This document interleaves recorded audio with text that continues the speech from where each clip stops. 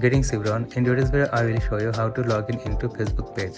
Before you get started, please subscribe to the channel. So first of all, open up Facebook app here.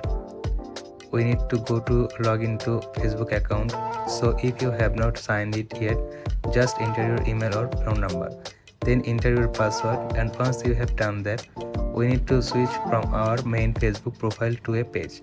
To do that, just tap at menu right here. It shows my name, which means that I am now on my Facebook profile. And all we have to do in order to switch it to page is just tap at arrow. It will show you your main profile and all of your page. Then if we want to switch to any of them, we can just stop on it. After a couple of seconds, we will be switched to our page. After that, we can go to page, and in that way we can log in or switch our main profile into a page. This is the video for today. Thanks for watching this.